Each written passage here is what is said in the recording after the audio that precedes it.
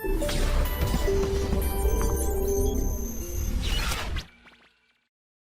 यहाँ पे दो विमाएं में चलने वाली जो गति हमने पढ़ी, टू डायमेंशन मोशन जो हमने पढ़ा, उसका एक स्पेशल मोशन है जिसको कहते हैं प्रोजेक्टाइल मोशन, प्रक्षेप्य गति। ठीक है, इस गति में क्या होता है, किसी भी वस्तु को अगर आप फेंकते हैं पृथ्वी के सतह के आसपास, बहुत ऊंचे जगह की बात नहीं कर रहा, तो वो ग्रेविटी, गुरुत्व बल जो है, गुरुत्वाकर्षण त्वरण जो होता है, उसके अधीन वो चल रहा होता है। उसी गति को बोलते हैं प्रक्षेप्य गति। मतलब आप किसी गेंद को फेंक रहे थे, तो किसी गेंद को ऐसे फेंकते हो इस दिशा में, तो ऐसे फेंकते हो तो क्या इसी तरह से आप ऊपर चलता रहता है? नहीं, ये ऊपर जाता है, फिर ऐसे जाकर नीचे गिरते गिरते नीचे गिर जाता है। ठीक है ना, इसी गति को बोलते हैं प्रक्षेप्य गति, मतलब प्रोजेक्टाइल मोशन। तो प्रोजेक्टाइल मोशन ग्रेविटी के अंडर होता है। ठीक है, और किसी कोण में फेंको या सीधा फेंको, इसको प्रोजेक्टाइल मोशन ही बोलेंगे। लेकिन ये सारी बातें कब सही है? जब आप पृथ्वी से ज्यादा ऊंचा नहीं फेंक रहे। ठीक है ना, पृथ्वी के सतह के आसपास ही ये काम कर रहे हो, क्योंकि जैसे ज्यादा ऊपर की बात करोगे तो वहां पे ग्रेविटी ही बदलने लगेगा, जी का मान बदलने लगेगा, तो फिर प्रोजेक्टाइल मोशन वो नहीं कहलाएगा।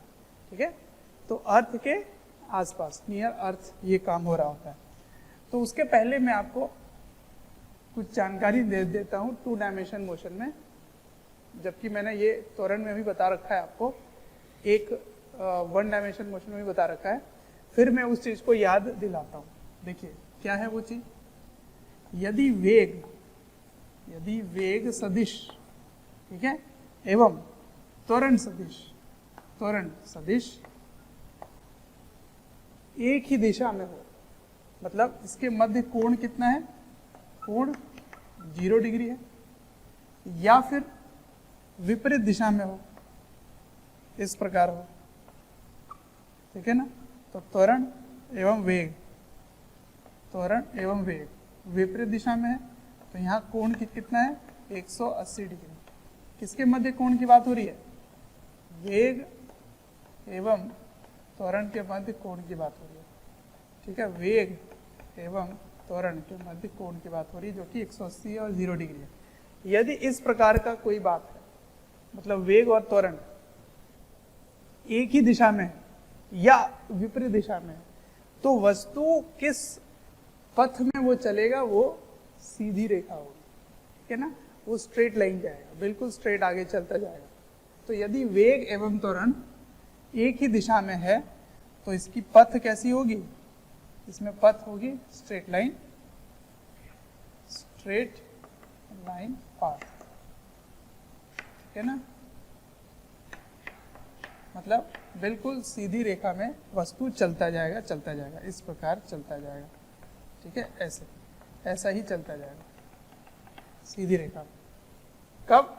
यदि वेग एवं त्वरण या तो एक ही दिशा में है या फिर 180 डिग्री विपरीत दिशा में। इसमें क्या होगा? बंधन होगा, धीरे धीरे उसको आगे बढ़ने का दर कम होगा और वो रुक जाएगा। फिर हो सकता है पलटी मार के वापस चलने लगे, लेकिन वो सीधी रेखा में ही जाएगा। यदि ऐसा नहीं है, ये मैं ले लेता हूं केस 1। ठीक है, केस 1 जिसमें थीटा 0 है या 180 है, मतलब v जो है वो त्वरण के समांतर है, पैरेलल है या एंटी पैरेलल है। ठीक है ना, अगर ऐसा हो तो सीधी रेखा में चलता है, लेकिन यदि ऐसा ना हो, ठीक है, तो केस 2 ले लेते हैं। केस 2, इसमें क्या हो रहा है? इसमें वेग एवं त्वरण के मध्य कोण 0 और 180 के अलावा है। ठीक है, कोई भी, मैं पहले अक्यूट एंगल ले लेता हूँ, 0 से 90 के मध्य कोई कोण है, 90 नहीं है। ठीक है, तो यदि ऐसा है तो क्या हो रहा होगा, इसको समझते हैं। तो इधर है त्वरण, ठीक है, और इधर है वेग। ठीक है, तो इसके मध्य कोण थीटा है। अब ये सीधी रेखा में नहीं जाएगा, अब इसकी जो पथ है वो उसकी वक्र टेढ़ी हो जाएगी, ठीक है ना, वो कर्व हो जाएगा, वक्र हो जाएगा, टेढ़ा, तो वो सीधी रेखा में नहीं जाएगा, ठीक है ना, तो वो ऐसे परिवर्तित होते होना लगेगा, कर्व पाथ हो जाएगा, ठीक। अब ये किस प्रकार हो रहा होगा मैं इसको हम समझाता हूं। त्वरण का दो घटक होगा, एक घटक वेग के दिशा में होगी, ठीक है ना, इसके आप कॉम्पोनेंट ले लो तो a cos थीटा आ गया इधर, ठीक है, तो इसको मैं बोल देता हूं a पैरेलल, क्यों, क्योंकि वो वेग के दिशा में ही है, पैरेलल, ठीक है, और एक ले लेते हैं इधर जो कि परपेंडिकुलर डायरेक्शन में, ठीक है ना, इसके दो घटक हो गए, जो एक वेग के दिशा में और एक वेग के लंबवत है, परपेंडिकुलर है, ठीक है। अब सुनो, ये पैरेलल का काम क्या है, ये लाइन का मतलब पैरेलल हो गया, पैरेलल मतलब समांतर, जो वेग के दिशा में, इसका काम क्या है, इसका काम है इस जो वेग है ना उसके परिमाण को बढ़ाना या बदलना। यदि इसके विपरीत दिशा में होगा तो उसको कम करेगा, उसी दिशा में होगा तो वो बढ़ेगा, ठीक है। तो इसको आप बोल सकते हैं rate of change of speed, rate of change of speed, इसको बोल सकते हैं, इसको बोल सकते हैं जो वेग के दिशा में त्वरण है उसको बोल सकते हैं, ठीक है। अच्छा, मतलब चाल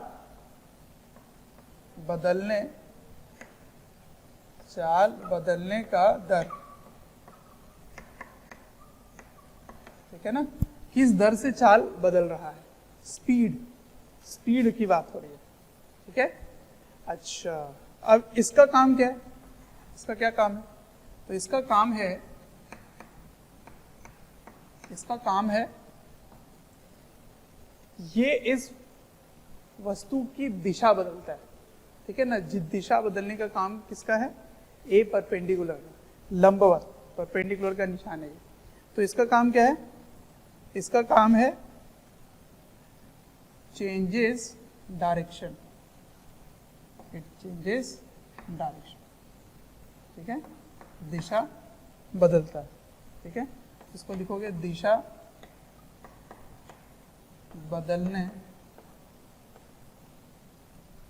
बदलता है, ठीक है ना, ये जो घटक है ये इसकी दिशा बदलेगा। तो यदि त्वरण का मान अचर है, कांस्टेंट है, ठीक है ना, यदि वो कांस्टेंट है, नियतांक है, तब जो पथ वो चल रहा होगा वो परवलय चलेगा, ठीक है। इसको मैं लिख देता हूं, यदि a कांस्टेंट हो तब वस्तु का पथ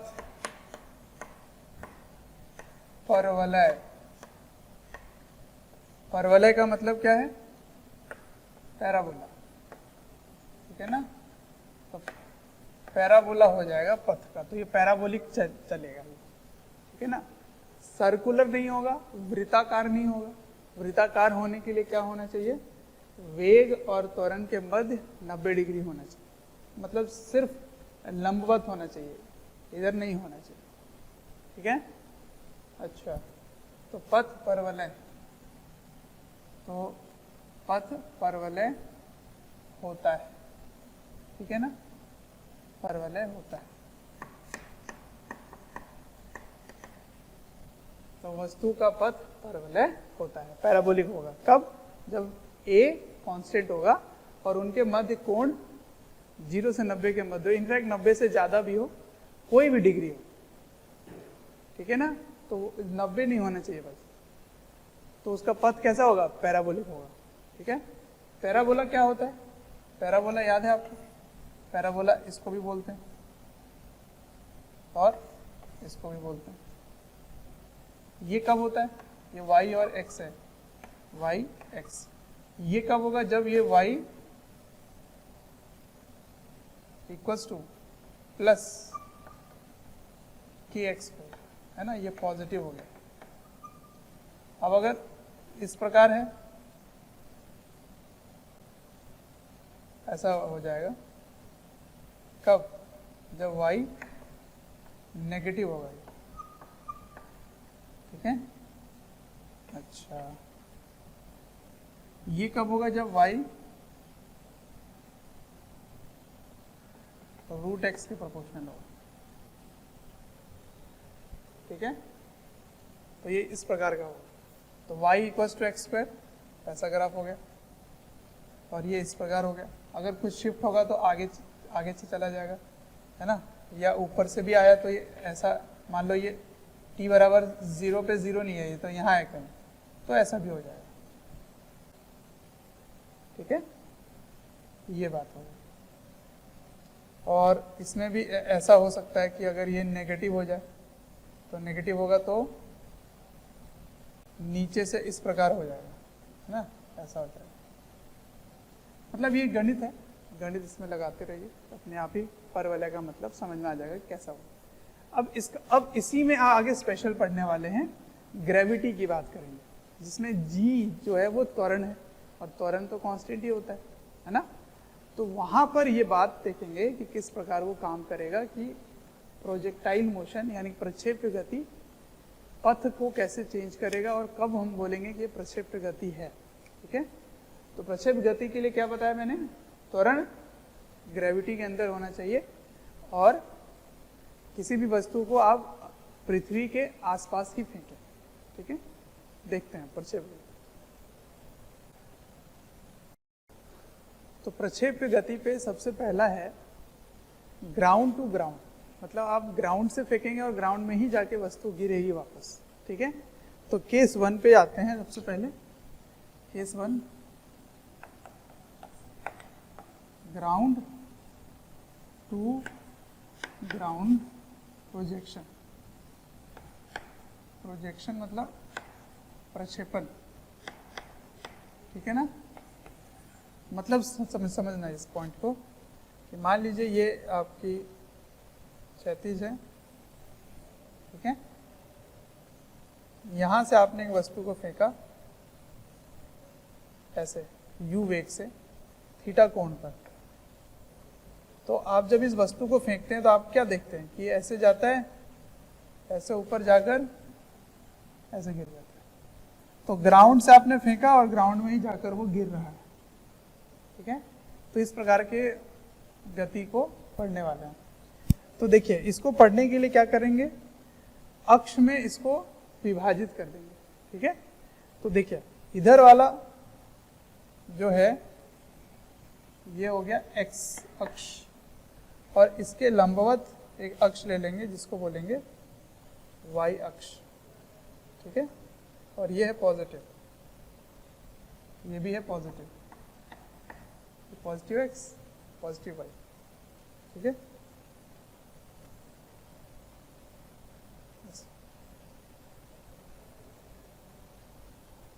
ठीक, अब सुनो, क्योंकि आप इसको गुरुत्वाकर्षण बल के अधीन ही फेंक रहे हैं, तो यहाँ ग्रेविटी इस दिशा में लग रही होगी। ये हो गया g, ठीक है। अब देखो g यहाँ भी है, और इसको आप इस जगह भी मान सकते हो, चलो यहाँ पर, यहाँ भी g होगा। तो देख रहे हो, वेग और g के मध्य जो कोण है वो कोण 0 डिग्री नहीं है, ना ही 180 डिग्री है। इसीलिए ये क्या हो रहा है, ये प्रोजेक्टाइल मोशन कर रहा है, और इसका जो पथ है वो कैसा है, पैराबोला है, ठीक है। तो ये परवलय है, इसकी पथ कैसी है, परवलय, ठीक है ना, मतलब पैराबोला। पैराबोला है इसकी पथ। क्यों? क्योंकि a और u के मध्य कोण 0 डिग्री नहीं है, और a कांस्टेंट है, यानी कि g कांस्टेंट है। इसीलिए ये पथ कैसी होगी, पथ जो होगी वो परवलय होगी, ठीक है। अब इसको पढ़ेंगे कैसे, देखो, इसमें दोनों ही दिशा में दोनों ही दिशा में वस्तु चल रही है। वाई अक्ष में भी थोड़ा सा चेंज हो रहा है, एक्स में भी चेंज हो रहा है। समझ आ रहा है? इधर भी बढ़ रहा है और ऊपर भी बढ़ रहा है, फिर नीचे ऊपर वाला कम हो रहा है, नीचे वाला बढ़ रहा है। तो इसका मतलब आप दो दिशा में इसको पढ़ सकते हैं, इसीलिए ये 2 डायमेंशन मोशन का स्पेशल केस है। ठीक है, प्रक्षेप्य गति जो है वो द्विविमान गति, द्विविमीय गति का स्पेशल केस है। अब देखिए इसको क्या करेंगे, एक्स एक्सिस और वाई एक्सिस में अलग अलग इसको पढ़ेंगे, ठीक है ना, एक्स अक्ष वाई अक्ष। तो देखिए प्रारंभिक वेग क्या है, प्रारंभिक वेग, तो इसके दो घटक ले लीजिए आप। इस दिशा में क्या होगा, इस दिशा में होगा u cos थीटा, और इस दिशा में क्या होगा, u sin थीटा। मैंने वेग के दो घटक ले लिए, ठीक है। अच्छा, तो प्रारंभिक वेग क्या हुआ, प्रारंभिक वेग हो गया u cos थीटा, किधर, x अक्ष की ओर।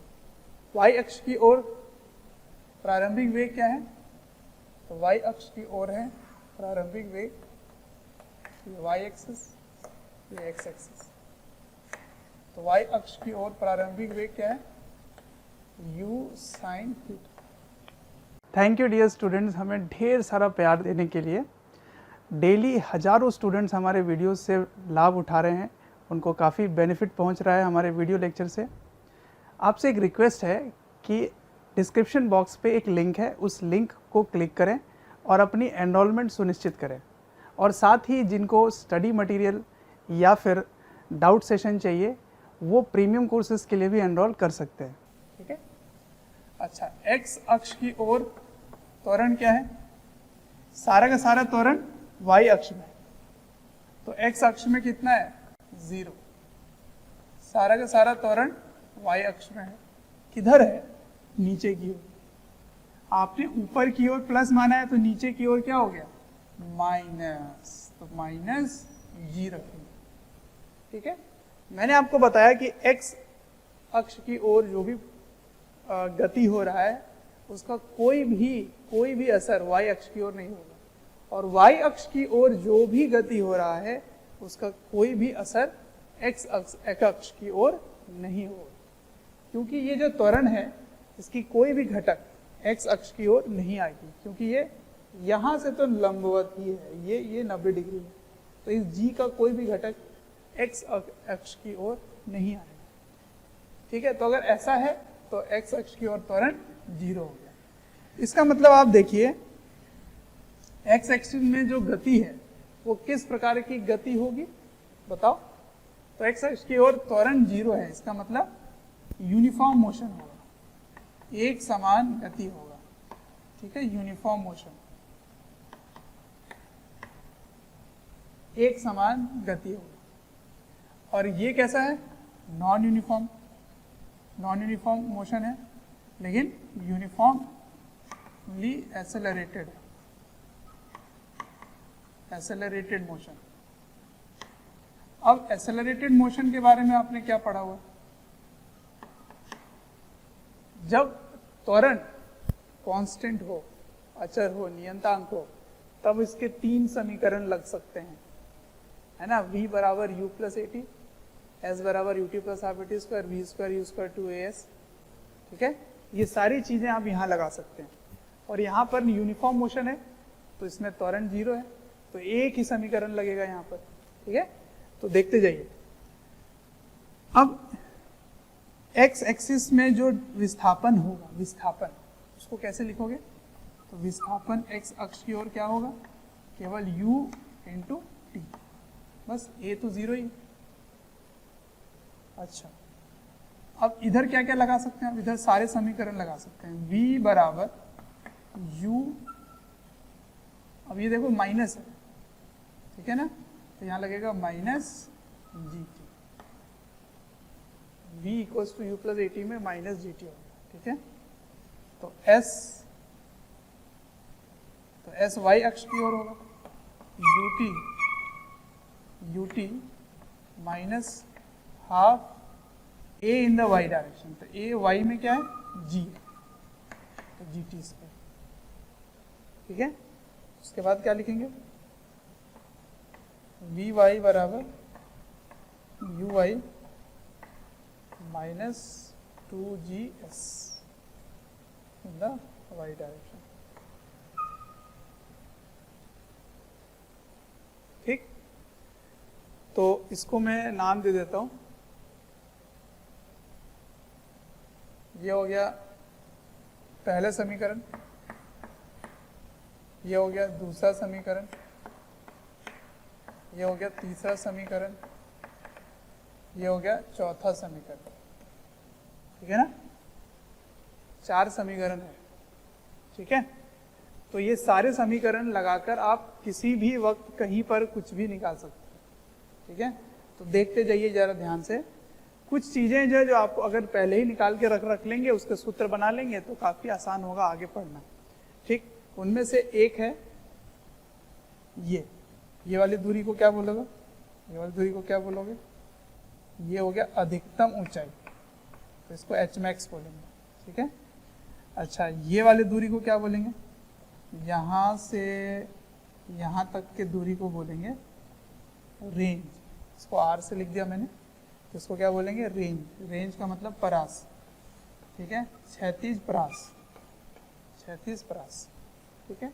और ये क्या हो गया अधिकतम ऊंचाई, ठीक है। और उसके बाद और एक क्या निकालेंगे, एक समय निकालेंगे, है ना, समय, तो उड्डयन काल उसको बोलते हैं, समय को क्या बोलते हैं, उड्डयन काल। तो ये सारी बातें अब हम पढ़ने वाले हैं, एक एक करके सभी का सूत्र निकालेंगे, एच मैक्स का, रेंज का, ठीक है ना, समय का, उड्डयन काल वगैरह सब कुछ निकालेंगे, इसको अब लिखिए। चलो, तो सबसे पहले निकालना है time of flight. Time of flight का मतलब क्या होता है, उड्डयन काल। उड्डयन काल क्या है, कितने समय तक वो वस्तु हवा में है ना, जब से आपने फेंका और जब वो वापस पहुंच चुका है अपने जहाँ तक पहुंचना था, तब तक वो हवा में रहा, तो उसी को बोलते हैं उड्डयन काल, टाइम ऑफ फ्लाइट, ठीक है। इसको कैपिटल टी से लिखेंगे, ये क्या है, उड्डयन काल, उड्डयन काल। अब उड्डयन काल के लिए आप देखिए यहाँ पर t बराबर 0 पे यहाँ था और t बराबर t पर ये यहाँ पहुंच गया, ठीक है, t बराबर t पर यहाँ पहुंच गया। तो जब आप देखेंगे तो y यानी कि विस्थापन y दिशा में 0 हो रहा है, कब, जब t का मान कैपिटल T है, सही है। तो जो समीकरण हमने लिखा, उस समीकरण में वो समीकरण लिखो जिसमें y दिशा में विस्थापन और समय का समीकरण है, वो लिखना है। तो कौन सा लिखोगे, ये एस वाई बराबर u y t minus half a y t square, ठीक है ना।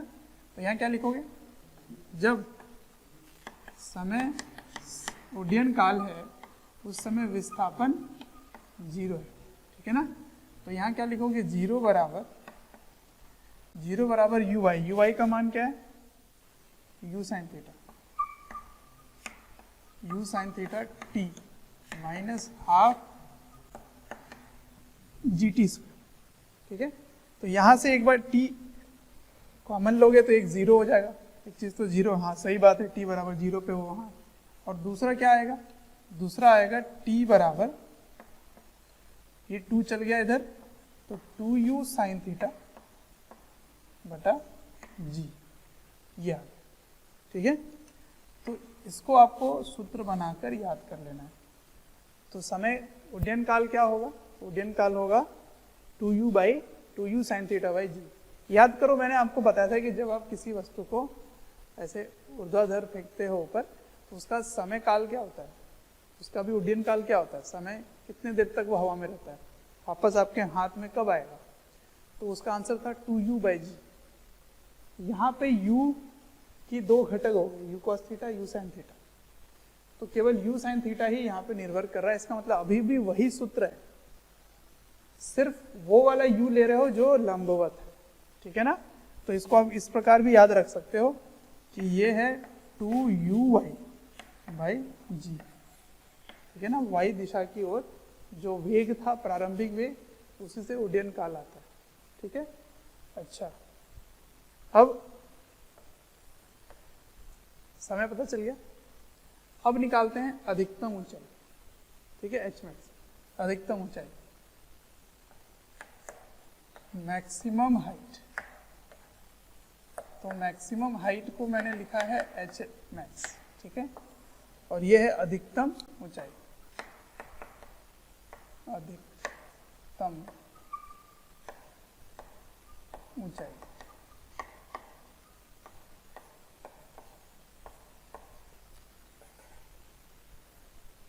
ठीक है। चलो, क्या हो रहा है यहाँ पे जरा देखो, जब ये अधिकतम ऊंचाई पहुंचता है उस समय वेग जरा समझो, वेग, तो वेग y अक्ष की ओर जो वेग है वो 0 हो जाएगा। लेकिन क्या ये इस यहाँ पर वस्तु रुक चुकी है, क्या उसका वेग 0 है? वेग 0 नहीं है, उसकी वेग का y घटक 0 है। इसका मतलब अभी भी इसका वेग इधर क्या होगा, u cos थीटा होगा, क्योंकि ये तो चेंज ही नहीं हो रहा ना। क्यों चेंज होगा इधर? क्योंकि इधर तो कोई त्वरण ही नहीं है जो इसको चेंज करेगा, कोई त्वरण ही नहीं है, इसलिए u cos थीटा रहेगा। लेकिन y अक्ष की ओर जो वेग है वो 0 हो जाएगा, ठीक है। तो इसको कैसे सॉल्व करोगे? यहां लिखोगे कि जब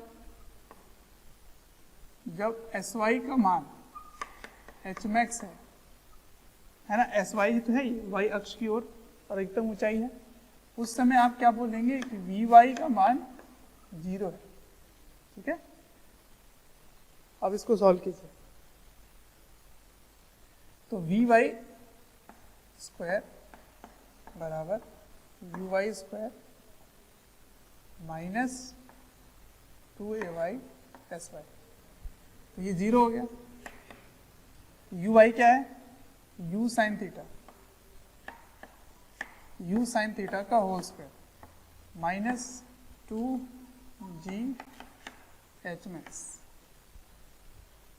ठीक है। इसको इधर भेज दीजिए, 2gh बराबर u square sine square theta, और h का मान क्या हो गया?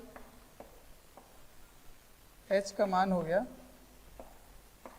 u square sine square theta by 2g, ठीक है। ये हो गया, देखो h मैक्स।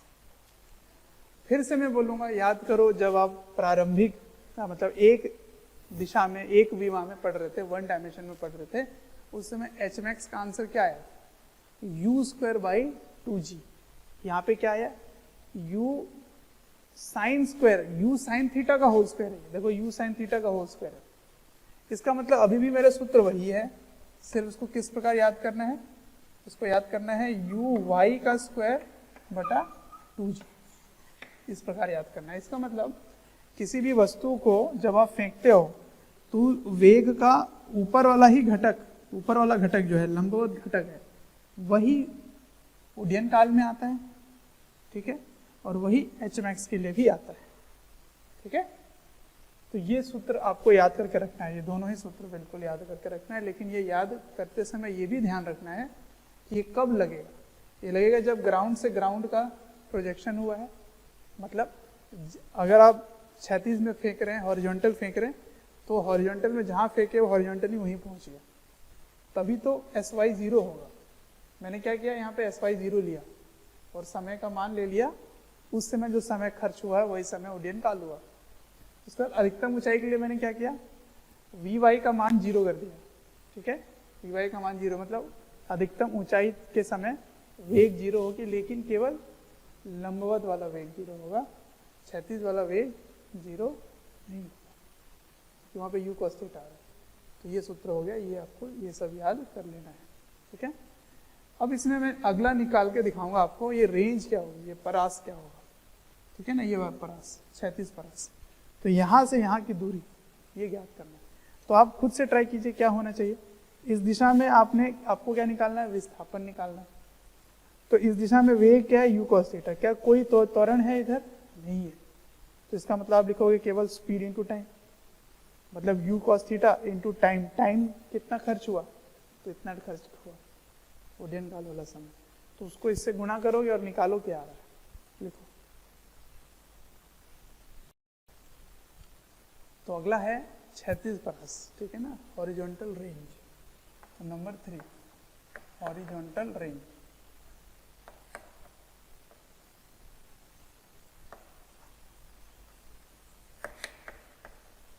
हॉरिजॉन्टल रेंज या रेंज ही हुआ, ये हॉरिजॉन्टल है ना, ये क्षैतिज दिशा में, तो ये है क्षैतिज परास।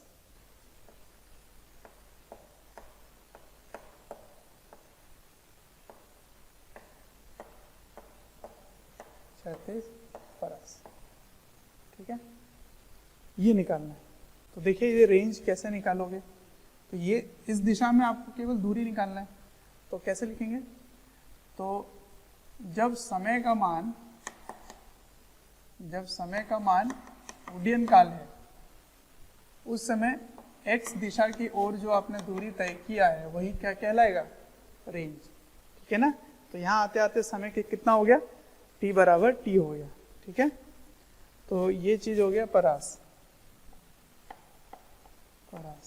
प्यारे बच्चों, जब मैं कमेंट सेक्शन में जाता हूँ तो कुछ ऐसे लाइन हैं, कुछ ऐसे कमेंट्स हैं जो काफ़ी कॉमन है, और वो ये हैं कि सर एक इस चैप्टर का इस टॉपिक के बारे में वीडियो बना दें, या इस टॉपिक को थोड़ा सा इलेबोरेट करके समझा दें।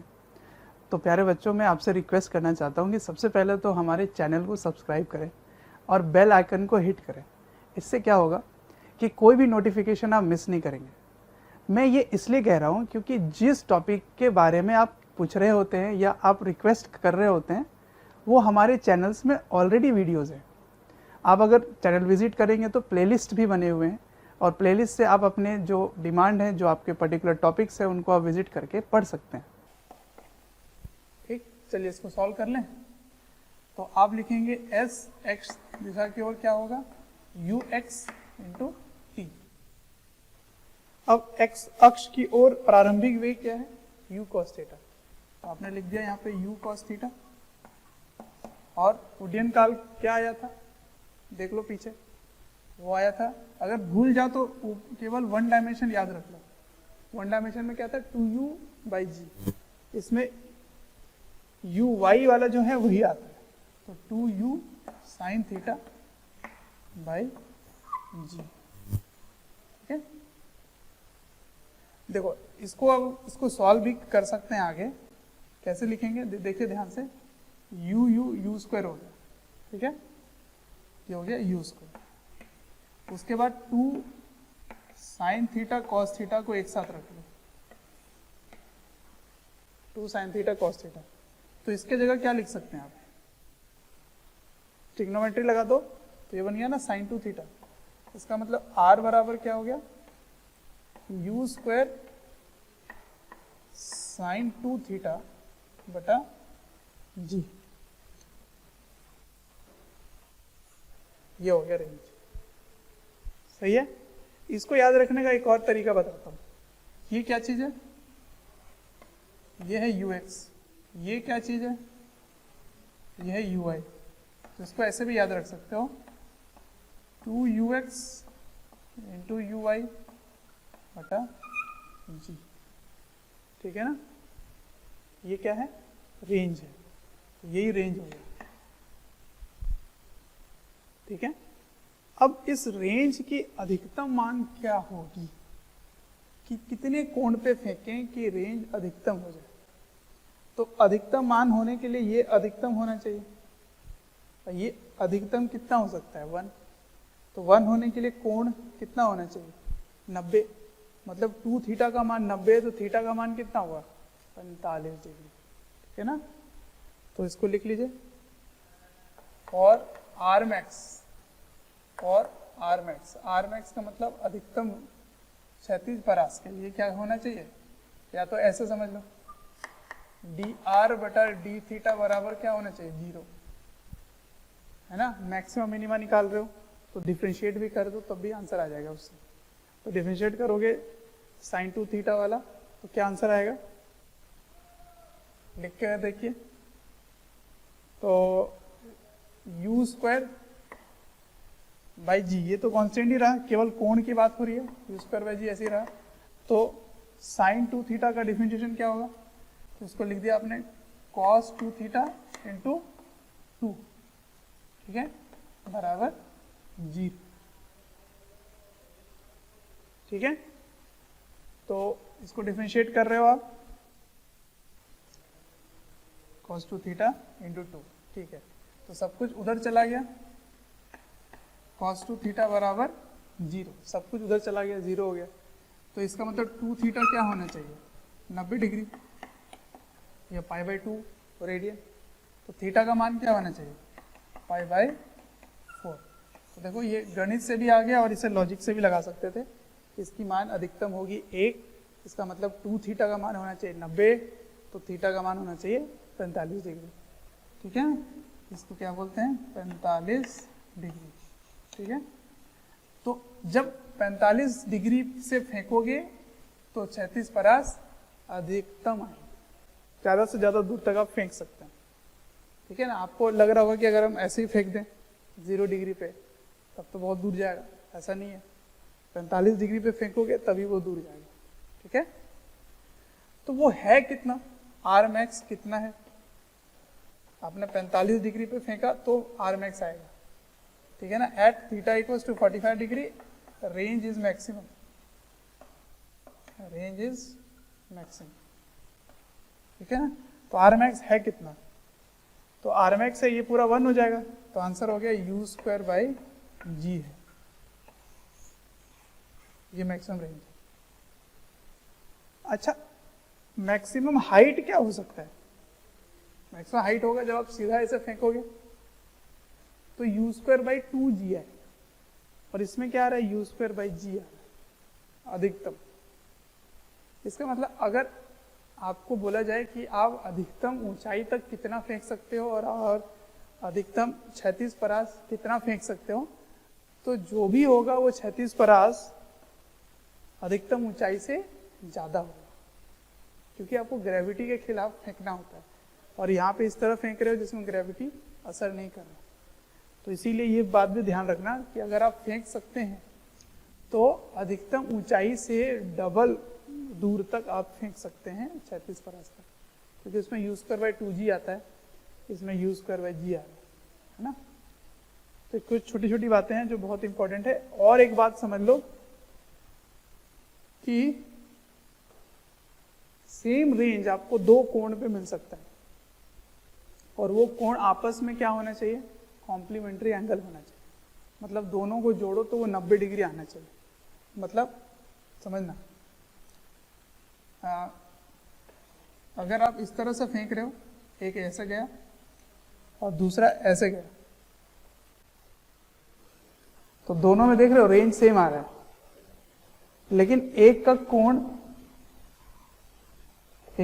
अगर थीटा है तो दूसरे का कोण 90 में से माइनस करोगे तो वो कोण आएगा, तो ये कोण क्या होगा, 90 माइनस थीटा, ठीक है ना, पूरा वाला कोण। तो मैं इसको थीटा लिख लूं और इसको मैं अल्फा लिख दूं, तो थीटा प्लस अल्फा क्या होना चाहिए, 90 डिग्री होना चाहिए, ठीक है। कब, यदि थीटा और अल्फा 90 डिग्री है देन सेम रेंज,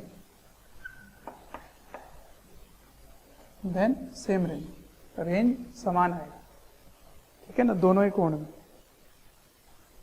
एग्जाम्पल बताता हूं मैं आपको, यदि आपने 30 डिग्री पे फेंका है तो वही रेंज आएगा जो 60 डिग्री पे आप फेंकोगे। तो 30 डिग्री और 60 डिग्री में समान क्षैतिज परास आपको मिलेगा। क्यों, क्योंकि देख रहे हो दोनों जोड़ोगे तो 90 डिग्री आ रहा है, तो कोई भी 2 कोण जिसको जोड़ने पे 90 डिग्री आए, उन दोनों ही कोण पे आपको क्षैतिज परास बराबर मिलेगा, समान मिलेगा, ठीक है ना।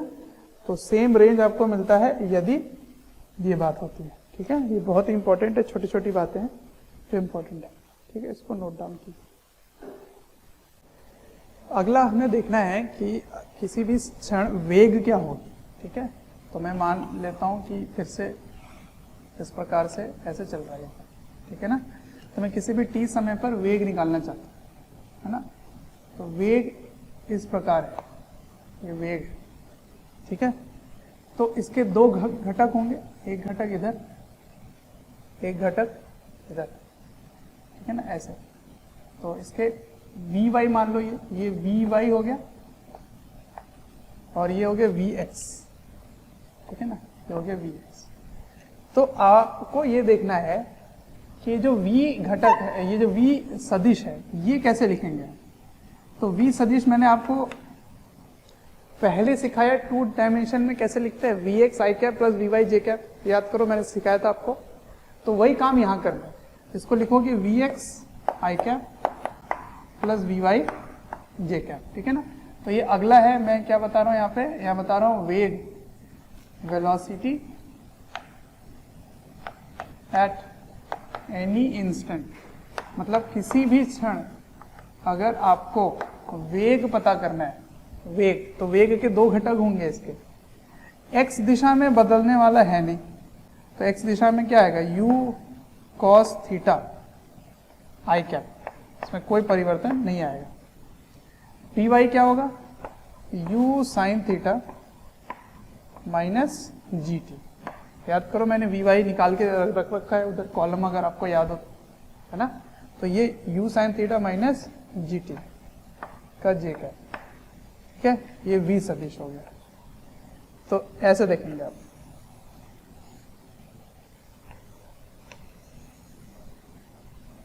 ठीक है।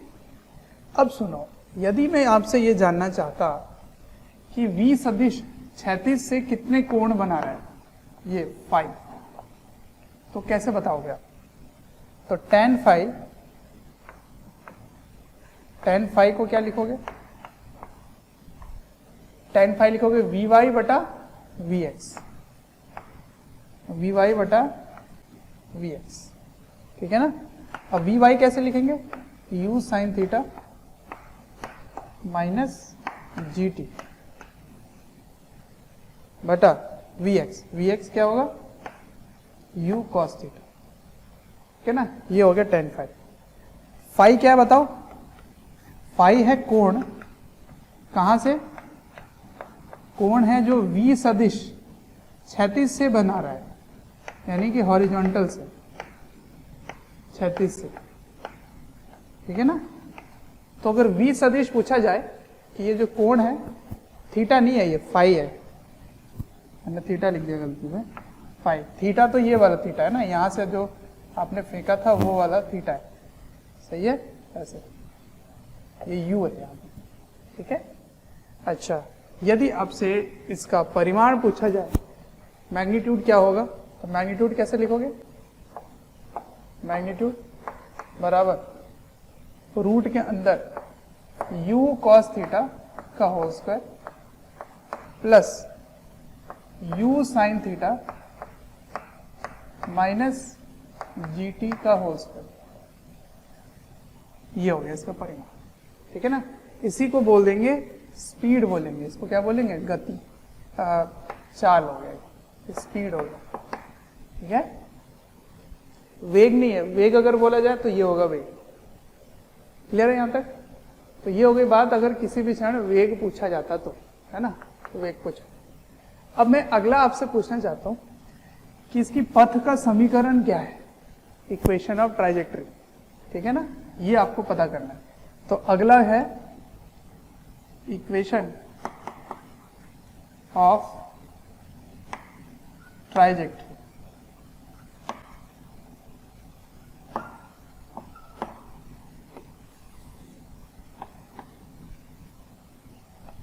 ठीक है ना, मतलब पथ का समीकरण, पथ का समीकरण, ये भी बहुत इंपॉर्टेंट है, इसको निकाल कर रख लेते हैं, ठीक है, ये भी एक इंपॉर्टेंट था। तो क्या करना होता है, याद करो जरा फिर से, x और y के बीच संबंध निकालना होता है और t को हटाना होता है। तो मैंने क्या लिखा था, मैंने लिखा था x दिशा में क्या आया था, x दिशा में विस्थापन u x इंटू टी, किसी भी t समय की बात हो रही है। तो x दिशा में जो विस्थापन है ना वही x कोऑर्डिनेट है ना, और u x क्या है, u cos theta into T. तो यहां से t क्या लिख सकते हैं आप, t लिख सकते हैं x बटा u cos थीटा। यही होता है ना संबंध। काम क्या करना होता है, x में से या y में से किसी में से t को निकालना है और दूसरे में t को रख देना है ताकि t खत्म हो जाए और x और y के बीच संबंध आ जाए। अच्छा, और एस वाई क्या लिखे थे, u y t minus half g t square, ये लिखे थे। यहां से t लेना है और यहां रख देना है, तो यू वाई क्या हो गया, यू वाई हो गया वाई, सॉरी एस वाई हो गया वाई, यू वाई क्या हो गया, you sine theta into T minus half g t square. ठीक है बच्चों, अगर हमारे वीडियोस आपको पसंद आते हैं, आपको हमारी जो मेहनत है वो आपको अच्छी लगती है, तो आप हमारे वीडियोस को ज़रूर लाइक करें और शेयर करें। शेयर इसलिए मैं करने बोल रहा हूँ क्योंकि आपके शेयर करने से ज़रूरतमंद बच्चों तक ये वीडियोस पहुँच सकता है, जिनको एक पर्टिकुलर टॉपिक काफ़ी वीक लग रहा है या एक ऐसा चैप्टर है जिसके बारे में एक पर्टिकुलर टॉपिक उनको अच्छे से पढ़ना है, तो उन तक पहुँच सकता है ये। अंत में मैं आपसे यही कहना चाहूँगा कि आपके स्नेह, अफेक्शन, प्यार देखकर हमारी पूरी मोशन की टीम काफ़ी मोटिवेटेड है आपको क्वालिटी कंटेंट देने के लिए। अब यहाँ पर t को हटाना था और t का मान क्या रखना है, ये इसको यहाँ रखो, देखो क्या आ रहा है, तो t का मान इसमें रख दे रहे हैं।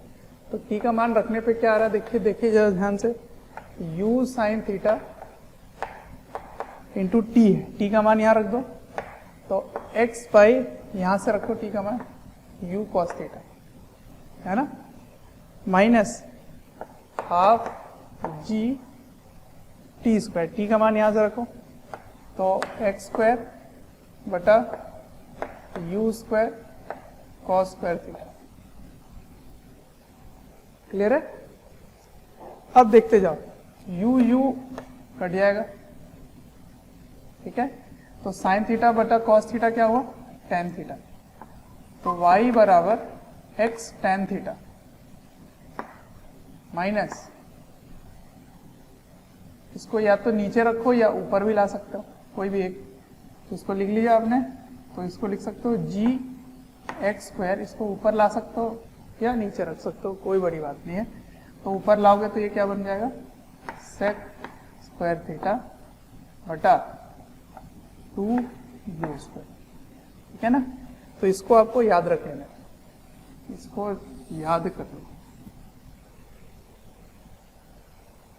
ठीक। अब इसको अलग अलग फॉर्म में निकाल के रख लेते हैं। देखिए ये तो पहला हो गया, पहला तरीका। दूसरा तरीका देखिए, मैं x tan थीटा इनमें से कॉमन ले लेता हूं, कॉमन मतलब बाहर निकाल लेते हैं उसको, तो क्या आएगा देखिए, x tan थीटा को आपने बाहर ले लिया, तो यहां तो यही ले लिया, तो यहां बचा 1, और एक x आप बाहर ले लिए और एक tan थीटा बाहर ले लिए। तो tan थीटा बाहर लेना मतलब tan थीटा से भाग दे देना, तो tan थीटा से भाग देने का मतलब क्या हुआ, साइन और कॉस हो गया, है ना। समझना, बात को समझना।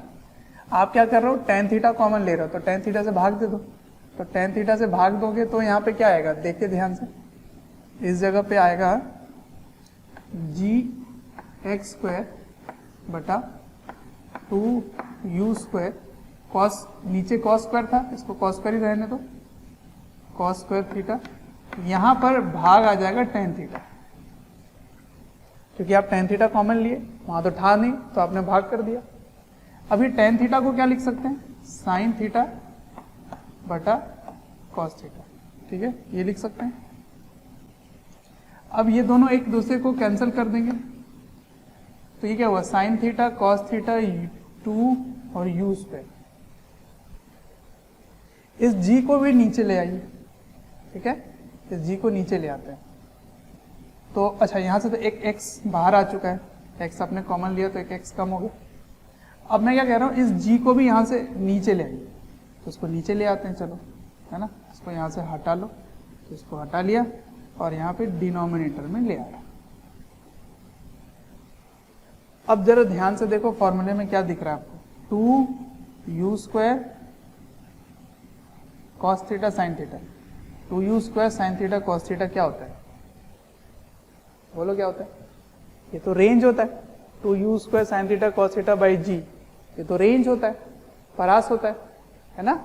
इसका मतलब इसको क्या लिखा जा सकता है, इसको लिखा जा सकता है y बराबर x tan theta 1 minus x by r, ये हो।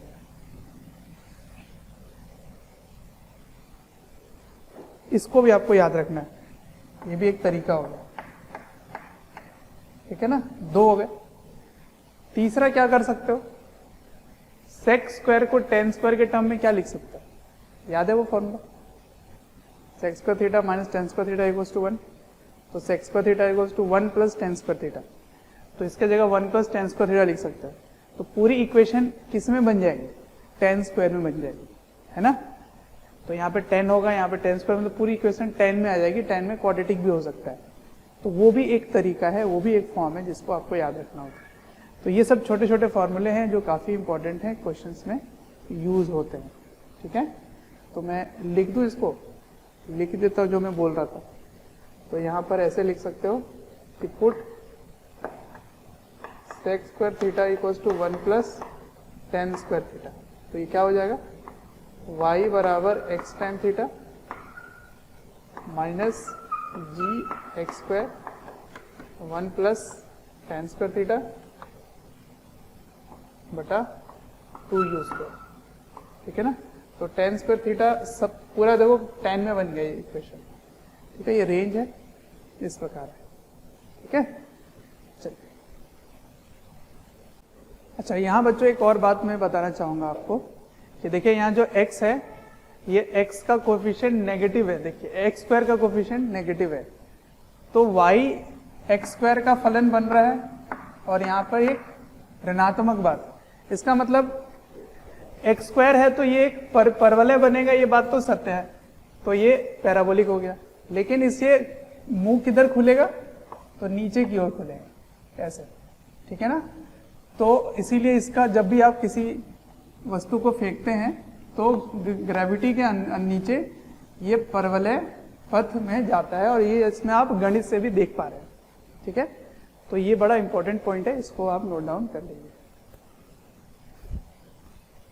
तो ये सारे सूत्र काफी इंपॉर्टेंट थे। अब जो भी सूत्र निकाल चुके हैं उनके बीच संबंध स्थापित करते हैं, क्योंकि कुछ कुछ सवाल ऐसे होते हैं अगर आपको वो रिलेशन याद है तो काफी आसान हो जाता है सवाल सॉल्व करना। जिसमें सबसे पहला है कि रिलेशन बिटवीन क्षैतिज परास ये है रेंज एंड एच मैक्स, ठीक है ना, इनके बीच में एक रिलेशन निकाल के रख लेंगे, संबंध निकाल लेते हैं।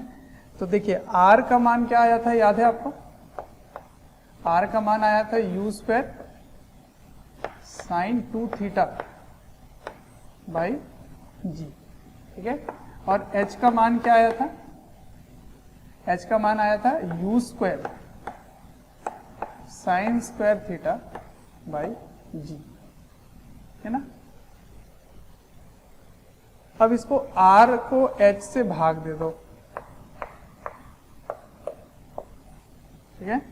तो r क्या हुआ देखिए जरा, u² sin 2 थीटा, तो sin 2 थीटा मतलब sin थीटा cos थीटा और एक 2 और आएगा, तो इसको भाग दे दो, और इसका g भी नीचे है, इसको भाग दो इससे, तो u² sin square theta by G, तो ये g और g कट गए, u² कट गए, और sin थीटा और sin थीटा कट गए। तो क्या आ रहा है देखो जरा,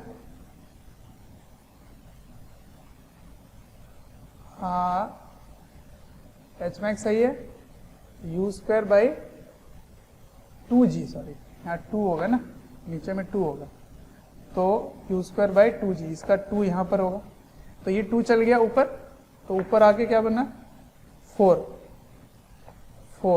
ठीक है ना, और ये कॉस आ गया नीचे, तो साइन बाय कॉस क्या बन गया जी, tan थीटा। आर बटा एच क्या आ रहा है, 4 बाई tan थीटा, ठीक है। अब इसको क्या लिख सकते हैं, इस प्रकार लिख सकते हैं, ठीक है ना। यदि कोई ऐसा सवाल पूछा जाए कि आर यदि n टाइम्स h है तो कितना होगा 10, ठीक है। देखो अगर अब मैं सवाल पूछता हूँ, अगर ये याद है देखना कितने अच्छे आसान होना शुरू हो जाएगा। क्वेश्चन है, यदि आप किसी वस्तु को इस प्रकार फेंक रहे हैं कि रेंज जो है वो मैक्सिमम हाइट का n टाइम्स आ गया, n 2 हो सकता है, 3 हो सकता है, 4 हो सकता है, कुछ भी हो सकता है, तो यदि रेंज का मान NH है तो बताए कि थीटा क्या होगा, कितने थीटा में फेंकें, कितने कोण में फेंकें कि अधिकतम ऊंचाई का n टाइम्स रेंज आ जाए, और n का मान दिया रहेगा सवाल में। तो आपको कुछ भी सॉल्व करने की जरूरत नहीं है, सिर्फ इसको लगा दो, काम आसान हो जाएगा। क्या लिखोगे यहाँ पे, इसको इस प्रकार सॉल्व करना शुरू करेंगे आप, r बटा एच बराबर 4 बटा tan थीटा, तो यहाँ r की जगह ये लिखोगे NH बटा h बराबर 4 बटा tan थीटा, तो h और h हो गया कैंसिल, तो tan थीटा का मान क्या आ रहा है, tan थीटा का मान आ रहा है 4 बटा n, ये आ रहा है। इसका मतलब थीटा कितना आ रहा है, tan इनवर्स 4 बटा n। अगर मैं स्पेशल केस बना दूं, इसमें स्पेशल केस मतलब कुछ इस प्रकार लिख दूं कि बताओ कितने कोण पे किसी वस्तु को फेंके कि उसका रेंज और उसकी मैक्सिमम हाइट बराबर आ जाए। यदि r बराबर h है तो थीटा का मान क्या होगा, तो थीटा का मान हो जाएगा tan इनवर्स 4, ठीक है। तो tan इनवर्स 4 पे यदि किसी वस्तु को फेंकोगे तो उसका अधिकतम ऊंचाई और क्षैतिज परास दोनों बराबर आएंगे, ठीक है। तो ये सूत्र छोटे मोटे हैं जो काफी इंपॉर्टेंट है, ठीक है। अगला सूत्र मैं आपको मैं बताता हूं, फिर से एक संबंध स्थापित करेंगे, देखते हैं। अब जो अगला संबंध है वो संबंध है उड्डयन काल और अधिकतम ऊंचाई के मध्य संबंध है, ठीक है ना। उड्डयन काल यानी कि टाइम ऑफ फ्लाइट। तो टाइम ऑफ फ्लाइट आपको याद है क्या आया था, तो टाइम ऑफ फ्लाइट आया था 2u sin थीटा बटा g, ठीक है ना, और h मैक्स तो यही है। यहां से मैं u sin थीटा निकालता हूं, u sin थीटा का मान क्या होगा बताइए, u sin थीटा का मान होगा gt बाई 2, gt बाई 2, ये u sin थीटा। इस u sin थीटा को यहां रख दो, ठीक है ना, u sin थीटा को यहां रखो और देखो क्या आता है। तो h बराबर u sin theta, u sin theta का होल स्क्वायर है ना, उसको इसको कैसे लिखोगे, u sin थीटा का होल स्क्वायर बटा 2g, ठीक है। अब यहां से इसका मान रख दो, gt बटा 2 का होल स्क्वायर बटा 2g, ठीक है ना। तो ये क्या बना, g स्क्वायर टी स्क्वायर बटा 4 दूना 8g, ठीक है। तो g और g कट गए, तो ये क्या आया देखो तो, ठीक से लिख दें इसके, तो ये आ रहा है h बराबर 1/8 GT स्क्वायर, ठीक है, ये आ रहा है।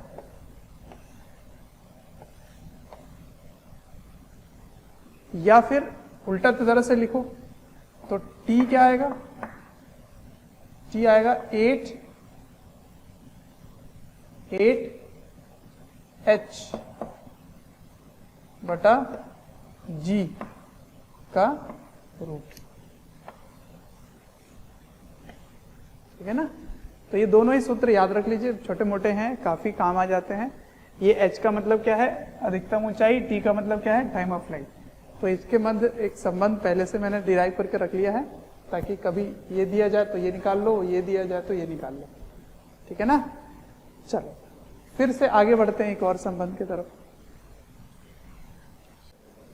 तो मैंने आपको एक बात बताया था कि क्षैतिज परास दो अलग अलग कोण पर मिल सकता है, जिसमें दोनों कोण के बीच संबंध क्या है कि दोनों को जोड़ोगे तो वो 90 डिग्री आना चाहिए। ठीक है।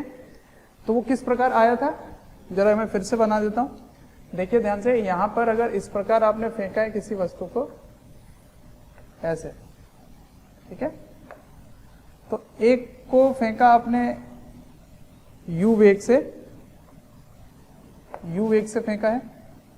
ठीक है। तो इसके लिए जो रेंज आया वो इस प्रकार आया।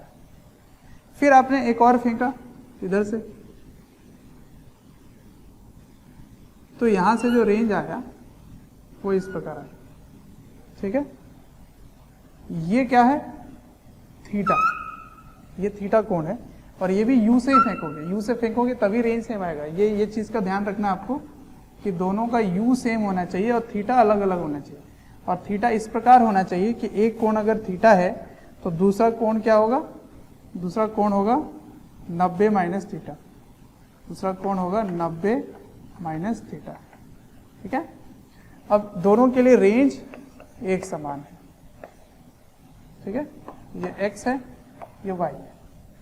तो देखिए इस दोनों को कि यहां पर इसकी जो अधिकतम ऊंचाई आ रही है h1, ये अलग है, और इसके लिए जो अधिकतम ऊंचाई आ रही है ये अलग है। ठीक है। दोनों के लिए अधिकतम ऊंचाई अलग अलग, और दोनों के लिए उड्डयन काल भी अलग अलग होगा। इसका उड्डयन काल T2 होगा और इसका उड्डयन काल T1 होगा। ठीक है ना। तो आपको H1 H2 और T1 T2 के बीच संबंध स्थापित करना है, ताकि आगे जाकर सवाल थोड़े आसान हो जाए। कब, जब रेंज बराबर है। ठीक है। तो मैं यहां लिख देता हूं, फॉर सेम रेंज।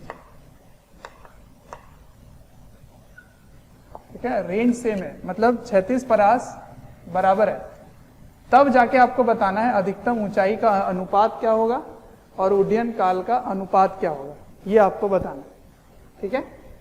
तो H1 और T1, तो T1 बताइए पहले क्या लिखेंगे आप।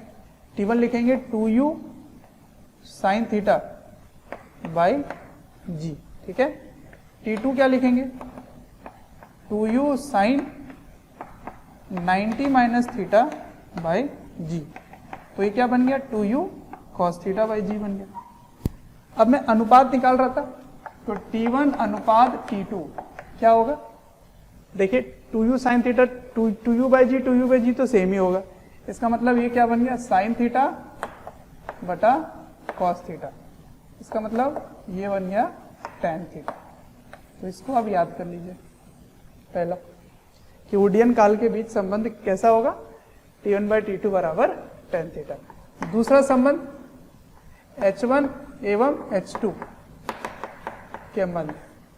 तो H1 का मान क्या होगा बोलो, H1 होगा u square sine square theta by G, और H2 क्या होगा, u square sine 90 minus theta का होल स्क्वायर बाई जी। ठीक है ना, u स्क्वायर बाई 2g होता है। तो ये बना u square cos square theta by 2g। अब दोनों का अनुपात निकालिए, H1 बटा H2 क्या आएगा, वही चीज है, u square by 2g, u square 2g cancel हो जाएंगे, तो यहां बचेगा sign square theta by cos square theta, उसका मैंने होल स्क्वायर ले लिया। तो क्या लिख सकते हैं, ये क्या बनेगा, tan स्क्वायर थीटा, ये आ गया। ठीक है। अच्छा, मैं एक और रिलेशन निकालना चाहता हूं, जरा देखिए ध्यान से कि रेंज क्या है। रेंज, तो रेंज का फॉर्मूला आएगा u square sine 2 theta by G, यही होगा रेंज। ठीक है ना।